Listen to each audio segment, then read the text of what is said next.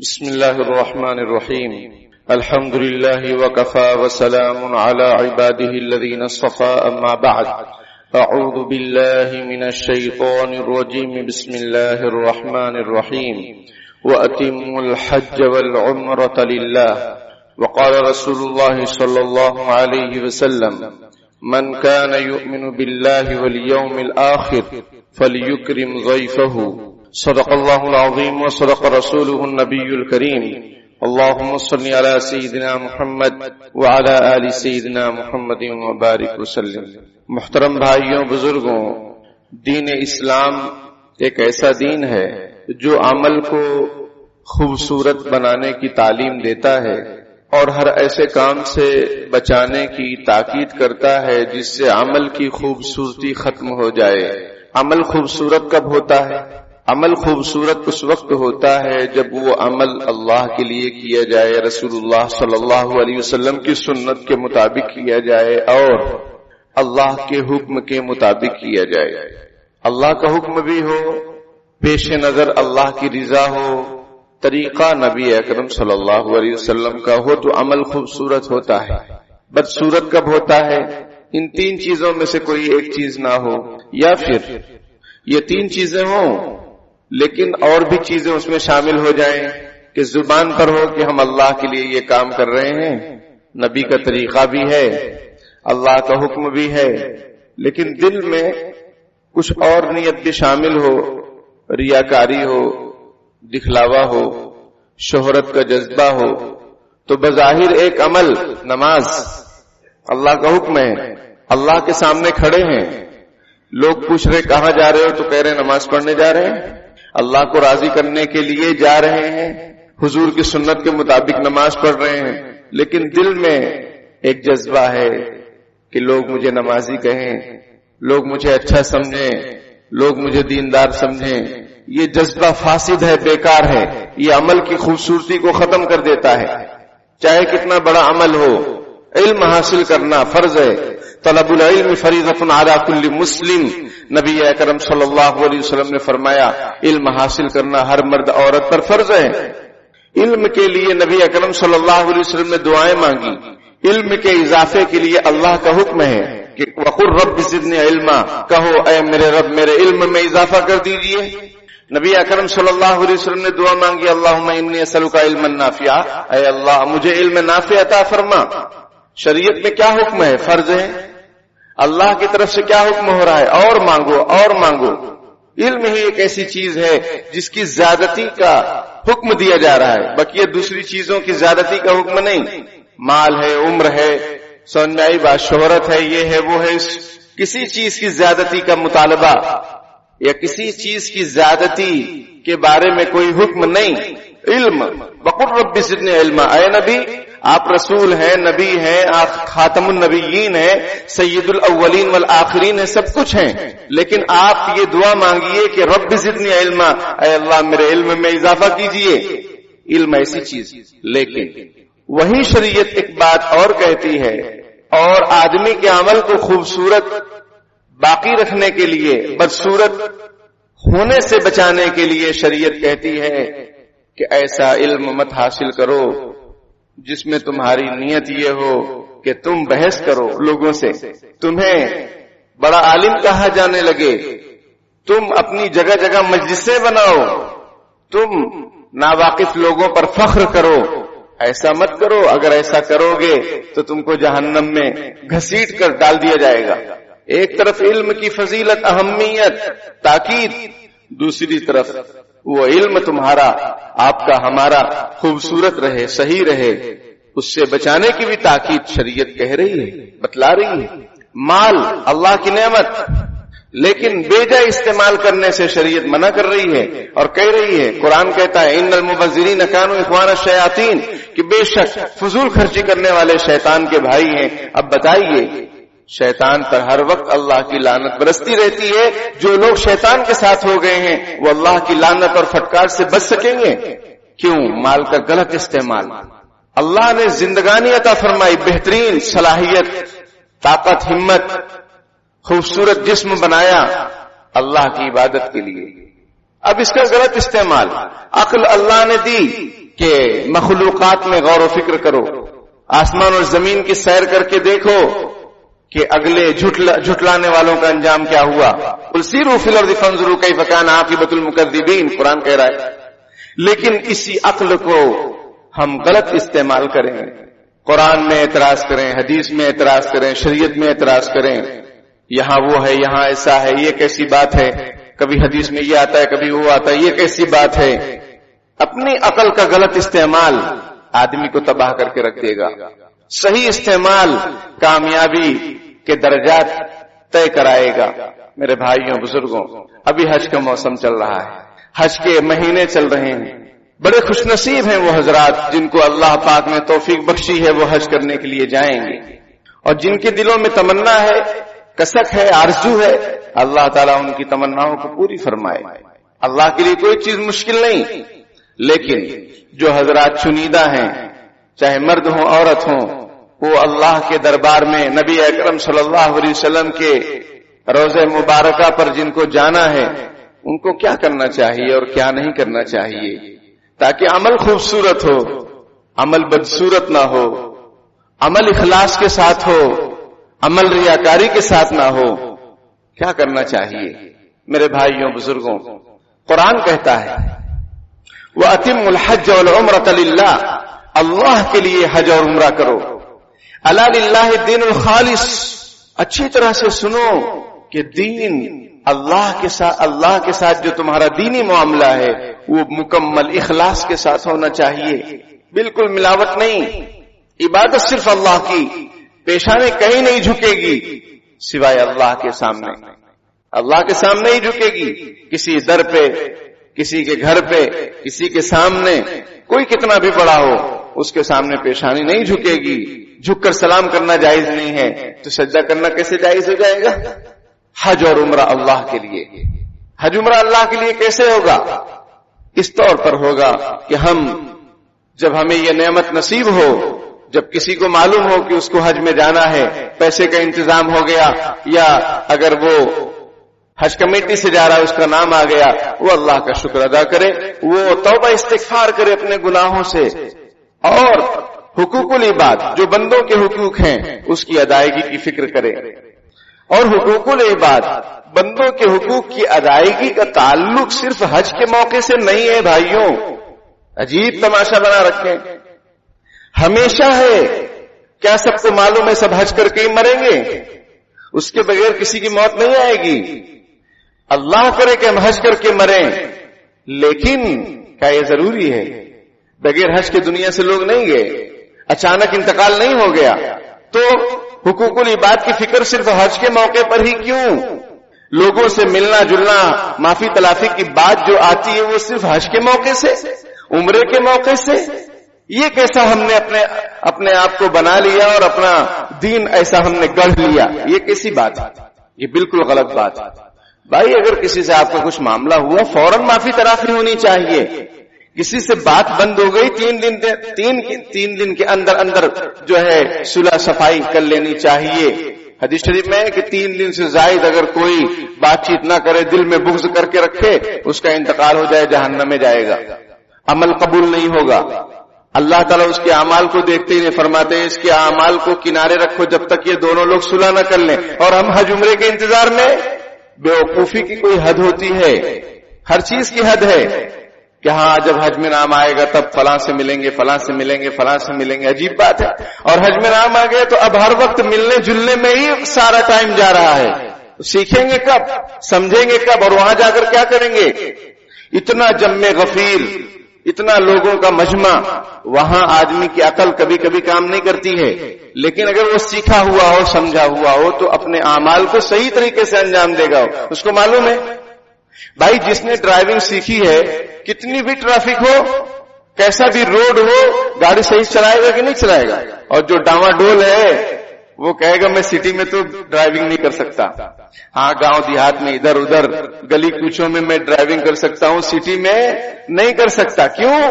اس کو اپنے اوپر بھروسہ نہیں ہے. اس کو معلوم ہے میں کسی کو ٹھوک دوں گا، یہ کوئی مجھے ٹھوک دے گا. اللہ کے بندوں، حج اور عمرہ اللہ کے لیے کرو. کیسے؟ سیکھو، سمجھو، شکر ادا کرو. استغفار کرو.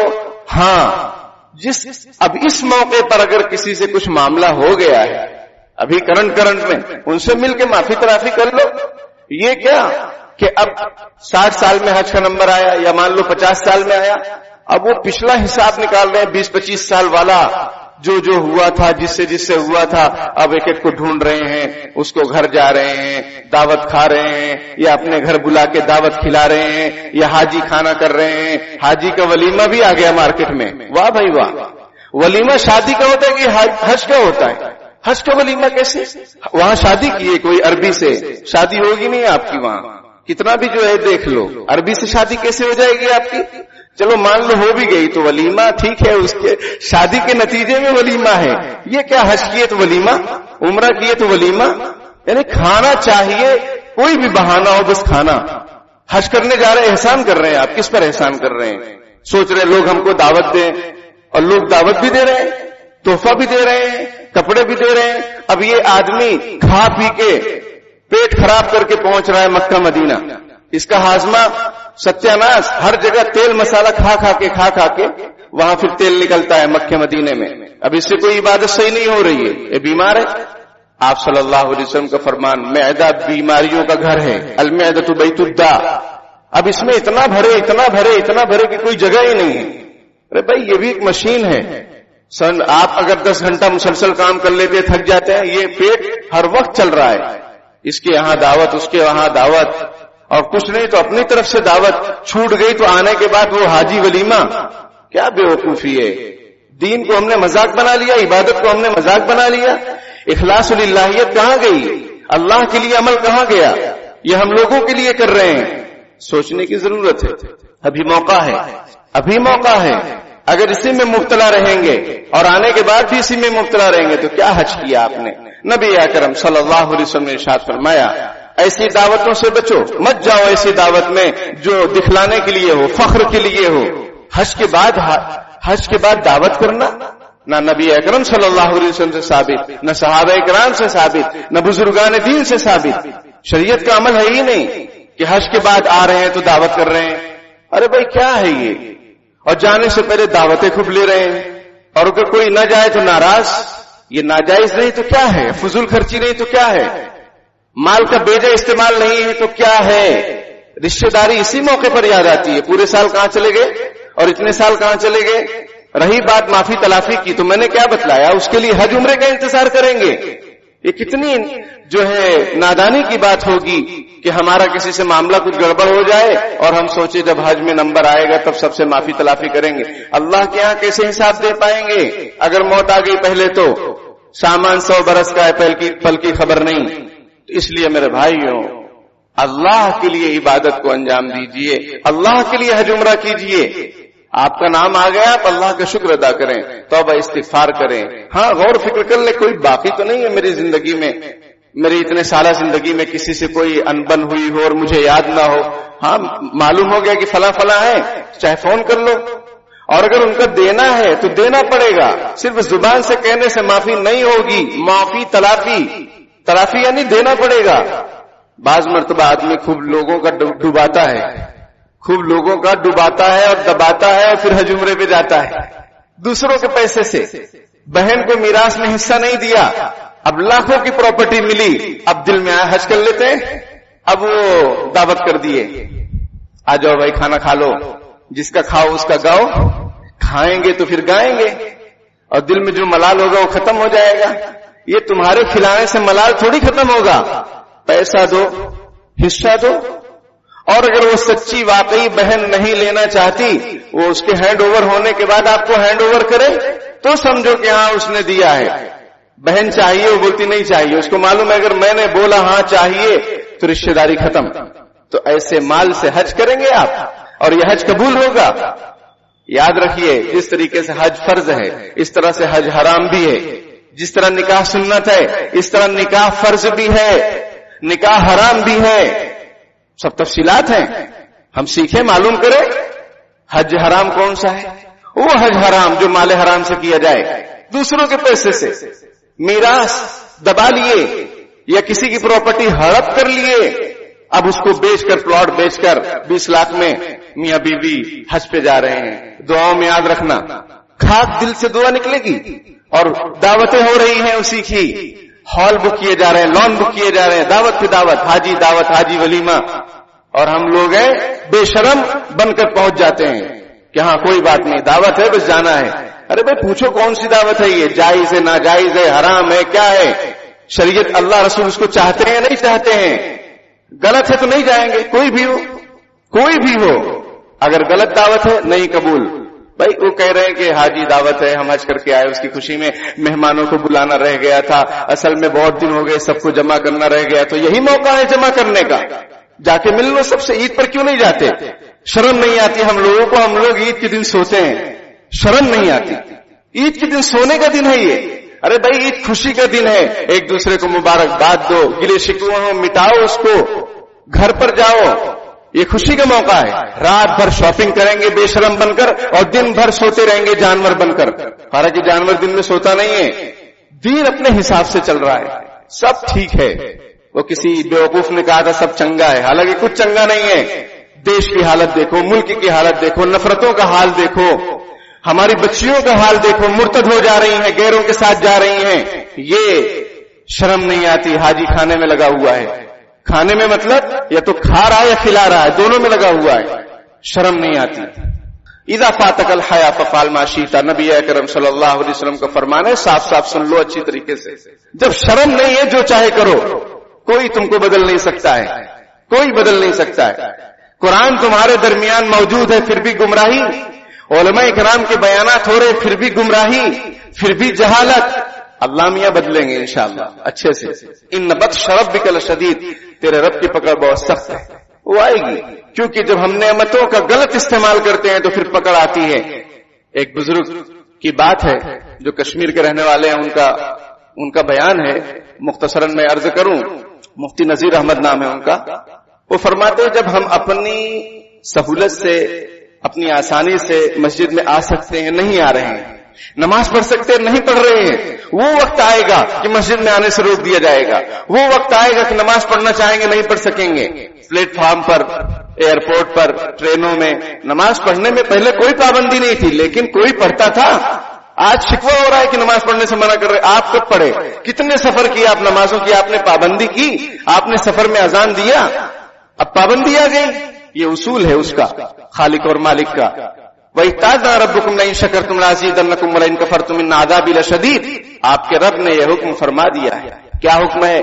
کہ اگر میری نعمتوں کی شکر گزاری کرو گے میں اضافہ کروں گا، مال کا صحیح استعمال کرو گے تم کو بہترین مالدار اللہ تعالیٰ بنا دیں گے، اور مال کا غلط استعمال کرو گے بدترین پیسہ، اس سے کہیں سے مل جائے پیسہ، قرضے میں رہو گے۔ اور قرضے کی حالت میں اگر کوئی گیا، چاہے وہ شہید ہی کیوں نہ ہو، اس کی مغفرت رکی رہے گی جب تک قرض ادا نہ ہو۔ جب تک قرض ادا نہیں ہوگا معافی نہیں ہوگی، مغفرت نہیں ہوگی، پریشانی رہے گا۔ وَلَئِن كَفَرْتُمْ إِنَّ عَذَابِي لَشَدِيدٌ، میری نعمتوں کی ناشکری کرو گے تو میرا عذاب بہت سخت ہے۔ یہ اللہ کا فرمان۔ تو میرے بھائیوں، حج، عمرہ، شادی بیاہ، جو کچھ بھی ہے شریعت اور سنت کے مطابق۔ حج فرض ہو گیا، آپ کا معاملہ صاف ہے، لوگوں سے کسی سے ملنے جانے کی ضرورت نہیں۔ نماز پڑھنے آنے سے پہلے ملنے جاتے ہو کیا؟ نماز ایک فریضہ ہے، حج بھی ایک فریضہ ہے۔ یہ الگ بات ہے کہ حضرت امام اعظم ابو حنیفہ رحمۃ اللہ علیہ نے فرمایا کہ مجھے یہ تردد رہتا تھا، دل میں ایک خیال رہتا تھا کہ جو 4 عبادتیں ہیں اس میں سے افضل عبادت کون سی ہے؟ نماز، روزہ، زکوٰۃ، حج، اس میں افضل کون سی ہے؟ لیکن جب میں نے حج کیا تو مجھے یقین ہو گیا کہ حج سب سے افضل عبادت ہے، کیونکہ اس میں پیسہ بھی خرچہ ہوتا ہے اور جسم بھی بہت تھکتا ہے۔ لیکن عبادت کو عبادت کے انداز میں انجام دیجئے، اس کو فخر، ریاکاری، دکھلاوا۔ حاجی صاحب وہ ایئرپورٹ چھوڑنے کے لیے بسیں جا رہی ہیں، وہ ایئرپورٹ چھوڑنے کے لیے گاڑیوں پہ گاڑیاں جا رہی ہیں، عورتیں جا رہی ہیں، بے پردگی ہو رہی، پھول ہار ہو رہا ہے، فوٹو اور ویڈیو بنائے جا رہے ہیں، طواف کر رہے ہیں تو ویڈیو چل رہا ہے، روضے رسول صلی اللہ علیہ وسلم پر پہنچ کر لوگوں کو سلام پیش کروا رہے ہیں۔ ایک کیسی جہالت کی بات ہے، کتنی بے ادبی کی بات ہے۔ نبی اکرم صلی اللہ علیہ وسلم تو ہماری طرف متوجہ ہیں، یعنی جو روضے پر حاضر ہے اس کی طرف متوجہ ہیں، اور یہ آدمی اپنے گھر میں متوجہ ہے کہ ذرا سلام پیش کر دو، ایسا ہے ویسا ہے۔ کیا حاصل ہوگا؟ کیا حاصل ہوگا؟ کچھ بھی نہیں۔ اس لیے حاجیوں کی کمی نہیں ہے، بہت حاجی، لیکن عمل سب एक नंबर के अलावा 2 नंबर, 3 नंबर, 4 नंबर। इल्ला माशाअल्लाह कोई हज किया और वो सुधर गया और संवर गया और आखिरत की तरफ मुतवज्जो हो गया, इल्ला माशाअल्लाह बहुत कम। वरना नंबर 1 खुराफाती वही है। इदारों के जिम्मेदार बनकर हाजी साहब करप्शन पे करप्शन, करप्शन पे करप्शन, घरों में जिम्मेदार बनकर करप्शन पे करप्शन, बहुओं पर जुल्म, बेटियों पर जुल्म। हज़रत हसन बसरी रहमतुल्लाह अलैह फरमाते और दीगर बुजुर्गान दीन फरमाते हैं हज मकबूल की निशानी यह है कि आदमी की जिंदगी बदल जाए।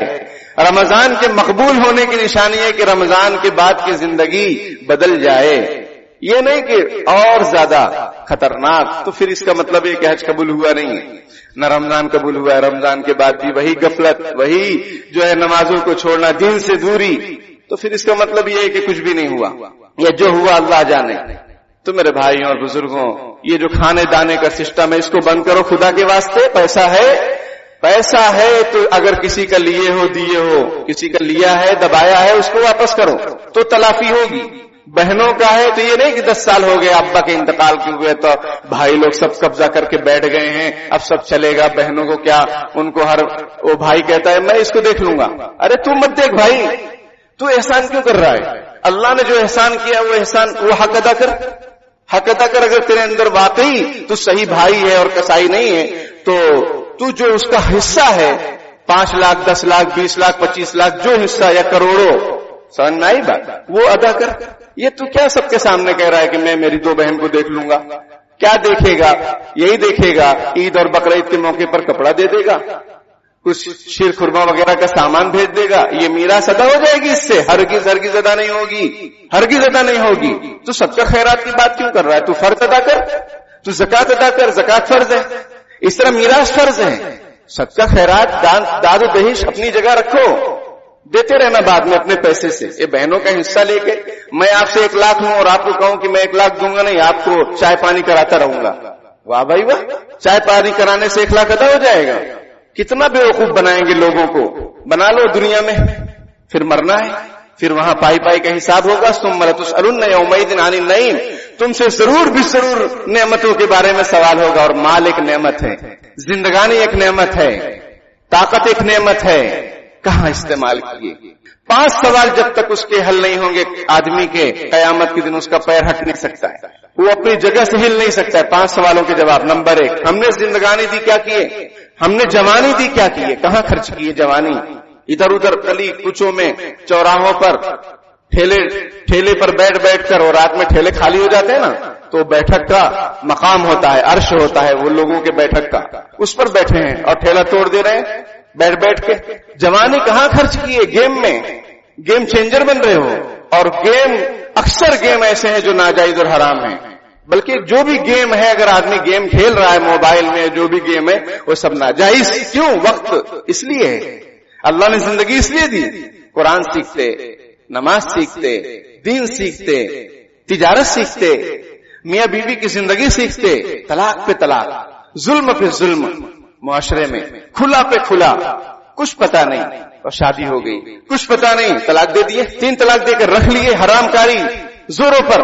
ते अपना वक्त सही इस्तेमाल करते। ये उलमा ये किस लिए हैं? ये आपके लिए हैं, आपके चंदों से पढ़े हैं, आप इनसे फायदा क्यों नहीं हासिल करते? इनके दरसों में, इनके मदरसों में क्यों नहीं जाते? तो आपको ऐसे लोग मिल गए जिन्होंने उलमा से आपको काट दिया, मदरसों से काट दिया, ये सब लोग अच्छे नहीं हैं। तो फिर कौन अच्छा है? आप अच्छे हैं तो आप हमारा मसला हल कर दो, आप हमारा मसला हल कर दो, हम भी हल नहीं करेंगे तो फिर कौन करेगा? उलमा। तो उलमा अच्छे नहीं है, मदरसा भरोसेमंद नहीं है। तो ये मिंबर पे आपको यके बाद दीगर आलिम कहां से मिल रहा है? मुझसे पहले कई उलमा, मेरे बाद कई उलमा, कहां से मिल रहे हैं आपको? इन्हीं मदरसों की देन है, इन्हीं मदरसों का सदक़े तुफैल है, यही नबी अकरम सल्लल्लाहु अलैहि वसल्लम का मेहमान खाना है, वहां से तैयार हो रहे हैं। अगर इन पर भरोसा नहीं रहेगा तो किस पर भरोसा रहेगा? और आपकी रहनुमाई और रहबरी कौन करेगा? वो करेगा जो खुद डूबा है और तुमको भी ले डूबेगा। पहला सवाल जिंदगी कहां गुजारे, दूसरा सवाल जवानी कहां गुजारे, तीसरा माल कहां से कमाए, हलाल जगह से कमाए या हराम जगह से, ये सवाल। चौथा सवाल कहां खर्चा किए? हाजी खाना, हाजी वलीमा, समझ में आई बात? और पता नहीं हल्दी का खाना, मंडप का खाना, हमारी शादियां कैसी हैं और कितनी बेहयाई, कितना खर्चा। ये उम्मत गरीब है, یہ پسماندہ ہے، یہ پسماندہ ہے، یہ اس کے حالات اچھے نہیں ہیں، یہ ادارے نہیں بنا سکتی، یہ سرکاری نیتاؤں سے کہتی ہے کہ ہم کو زمین دے دو، ہم کو ادارہ دے دو۔ ارے اللہ کے بندو، آپ کے پاس اتنا پیسہ ہے کہ آپ امت پوری دنیا کو لیڈ کر سکتے ہو، پوری دنیا کی غریبی دور کر سکتے ہو، لیکن آپ کے اندر وہ جذبہ ہی نہیں ہے۔ اے لا الہ کے وارث، باقی نہیں ہے تجھ میں گفتار دل برانہ، کردار قاہرانہ۔ تیری نگاہ سے دل سینوں میں کانپتے تھے، کھو گیا ہے تیرا وہ جذبے قلندرانہ۔ مال، دولت، حرص، لالچ، ریاکاری، شہرت، بینر، اس کے چکر میں ہم کہیں کے نہیں رہے، کہیں کے نہیں رہے۔ مال کا صحیح استعمال کیجئے۔ جو دعوتیں سنت ہیں جیسے عقیقہ ہے، ولیمہ ہے، کسی نے نیا مکان بنایا ہے اس کی خوشی میں وہ دعوت کر رہا ہے، سمجھ میں آئی بات؟ یا کوئی حافظ قرآن ہوا وہ دعوت کر رہا ہے، اور وہ دعوت بھی شریعت کے تقاضے کے مطابق ہو، بے پردگی نہ ہو، بے حیائی نہ ہو تو جانا جائز ہے۔ یہ نہیں کہ ولیمہ سنت ہے تو وہاں عورتیں اور مرد سب اختلاط ہیں، گانا بج رہا ہے، ویڈیوگرافی ہو رہی ہے، بے حیائی ہو رہی، تو ولیمہ سنت ہے اس لیے جائیں گے، ولیمہ سنت ہے اس لیے جائیں گے، لیکن یہ سب خرافات حرام ہے اس لیے نہیں جائیں گے۔ مر نہیں جائیں گے، نہیں کھائیں گے تو مر نہیں جائیں گے۔ ہم لوگ سوچتے مر جائیں گے۔ خدا کے واسطے عبادت کو عبادت کے انداز میں ادا کیجئے۔ حج سے پہلے بعد کی جو خرافات ہیں بہت ساری ہیں، سب آپ جانتے ہیں، سب سن کے سن بیٹھے ہیں۔ خدا کے واسطے اللہ تعالیٰ سن کریں، اس سے پہلے سنو، اس سے پہلے اپنے آپ کو بیدار کر لو، اس سے پہلے کہ موت آ جائے۔ سمجھ میں آئی بات؟ تو اس لیے میرے بھائیوں بزرگوں، جو بھی خرافات ہیں بچیں۔ حاجی کو پہنچانے جا رہے ہیں، سب نماز چھوڑ رہے ہیں، بمبئی جا رہے ہیں پہنچانے لینے اور نماز چھوڑ رہے ہیں۔ ایک دو لوگوں کو بلا لو اگر بہت ضروری ہے تو، اور بولو نماز مت چھوڑنا ورنہ مت آنا۔ اور ناگپور ایئرپورٹ بھائی کچھ لوگ چلے گئے، مرد جینٹ سامان وامان اٹھانا ہے، بس یہ کیا پھول ہار، یہ کیا عورتیں، یہ کیا ٹاٹا بائے بائے ہو رہا ہے؟ دین ہے، دین کے طریقے سے چلیں گے تو وہ عبادت، عمل خوبصورت، ورنہ زندگی بھی بدصورت، عمل بھی بدصورت، اور دنیا آخرت میں سوائے شرمندگی کے کچھ بھی نہیں۔ اللہ تعالی ہمیں بندگی کا صحیح طریقہ عطا فرمائے اور شرمندگی والے تمام کاموں سے ہماری حفاظت فرمائے۔ آمین وآخر دعوانا ان الحمدللہ رب العالمین۔ بسم اللہ الرحمن الرحیم، اللهم صل علی سیدنا محمد وعلی آل سیدنا مولانا محمد وبارک وسلم۔ ربنا آتنا فی الدنیا حسنۃ وفی الآخرۃ حسنۃ وقنا عذاب النار۔ ربنا ظلمنا انفسنا وان لم تغفر لنا وترحمنا لنكونن من الخاسرین۔ رب اغفر وارحم وانت خیر الراحمین۔ پیارے اللہ، ہم ظاہر میں آپ کے بندے، حقیقت میں نہایت گندے ہیں۔ پیارے اللہ، ہمارے دلوں کی گندگی کو دور فرما دیجئے، ہمیں بندگی کا سلیقہ عطا فرما دیجئے، شرمندگی والے کاموں سے ہماری حفاظت فرما لیجئے، برے دن سے، بری بات سے، بری رات سے، برے خاتمے سے ہماری حفاظت فرما لیجئے۔ پیارے اللہ، حج کے مہینے چل رہے ہیں، خوش نصیب بندے اور بندیاں آپ کے دربار میں حاضر ہوں گی۔ پیارے اللہ، ہمارا بھی نام خوش نصیبوں میں شامل فرما لیجئے، ہم سب کو وہاں کی مقبول حاضری بار بار توفیق عطا فرما دیجئے۔ پیارے اللہ، ہمارے مال میں برکت عطا فرما دیجئے، اپنے فضل و کرم سے ہمیں اب وہاں پہنچا دیجئے۔ پیارے اللہ، دنیا والے اسباب کے محتاج ہوتے ہیں، آپ تو مسبب الاسباب ہیں، رب الاسباب ہیں، اسباب آپ بناتے ہیں۔ آپ اپنے فضل و کرم سے حج عمرے کی مقبول حاضری سعادت نصیب فرما دیجئے۔ پیارے اللہ، جو حج کرنے جا رہے ہیں ان کے حج کو قبول فرما لیجئے، شریعت اور سنت کے مطابق آداب کی رعایت کرتے ہوئے حج عمرہ کرنے کی توفیق عطا فرما۔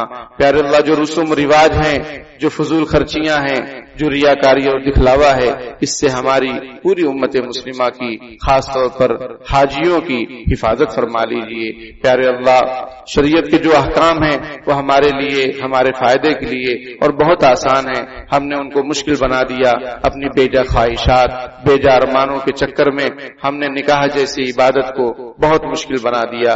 پیارے اللہ، ہمارے جرم عظیم کو معاف فرما اور ہمیں شادی بیاہ اور دیگر تقریبات جو آپ کو پسند ہیں اس کو شریعت اور سنت کے مطابق آپ کی رضامندی کے ساتھ ادا کرنے کی توفیق عطا فرما دیجئے۔ پیارے اللہ، مال کا صحیح استعمال کرنے کی توفیق عطا فرما دیجئے، فضول خرچیوں سے اور شیطان کا بھائی بن جانے سے ہماری حفاظت فرما لیجئے۔ ہر قسم کے شیطانی کام شیطانی افراد سے ہماری حفاظت فرما لیجئے، شیطانی جگہوں سے ہماری حفاظت فرما لیجئے۔ پیارے اللہ جو بیمار ہیں ان کو شفا کاملہ عاجلہ مستمرہ دائمہ نصیب فرما، عمر میں برکت نصیب فرما، خیر و عافیت کا معاملہ فرما۔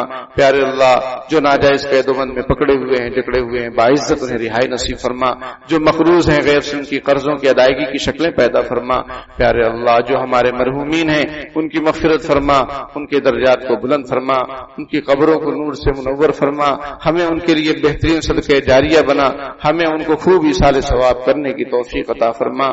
پیارے اللہ فلسطین کے حالات پر رحم فرما، غزہ پر رحم فرما، معصوم بچے بچیاں بوڑھے مرد عورتیں، پیارے اللہ آپ کے نام لیوا پر، آپ کے نام لیواؤں پر بڑا ظلم و ستم ہے، مسجدیں محفوظ نہیں ہیں، لوگوں کے مکانات محفوظ نہیں ہیں، عزت آبرو محفوظ نہیں ہے۔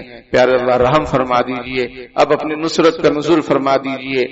پیارے اللہ ظلم و ستم سہتے سہتے کافی عرصہ گزر چکا، پیارے اللہ رحم فرما دیجئے، کرم فرما دیجئے۔ آپ سب سے اعلیٰ ہیں، آپ طاقتور ہیں، آپ کے پاس بہت ساری فوجیں ہیں، آپ کے پاس بہت سارا لشکر ہے، یہ آسمان اور زمین کے خزانے سب آپ ہی کے ہیں۔ پیارے اللہ اپنی قدرت سے ظالموں کو نیست و نابود فرما دیجئے، پیارے اللہ اپنی رحمت سے مظلوموں پر رحم فرما دیجئے، ہمارے اس وطن عزیز کی حفاظت فرما دیجئے، ہونے والے الیکشن کو خیر و عافیت کا ذریعہ، امن و شانتی کا ذریعہ بنا دیجئے، باطل کے منصوبوں کو ناکام فرما دیجئے، ظالمین کو نیست و نابود فرما دیجئے، ان کی موتیں واقع فرما دیجئے، ان میں آپس میں پھوٹ ڈال دیجئے۔ پیارے اللہ ہمارے اس وطن عزیز کی حفاظت فرما لیجئے اور ہمیں ہر لمحہ شریعت اور سنت کے مطابق گزارنے کی توفیق عطا فرما دیجئے، علم دین حاصل کرنے کی توفیق عطا فرما دیجئے، مدارس کی علماء کی قدردانی کی توفیق عطا فرما دیجئے، ناقدری سے بے ادبی سے ہماری پوری امت مسلمہ کی حفاظت فرما لیجئے۔ جزا اللہ عنا محمد صلی اللہ علیہ وسلم ما هو اهله برحمتك یا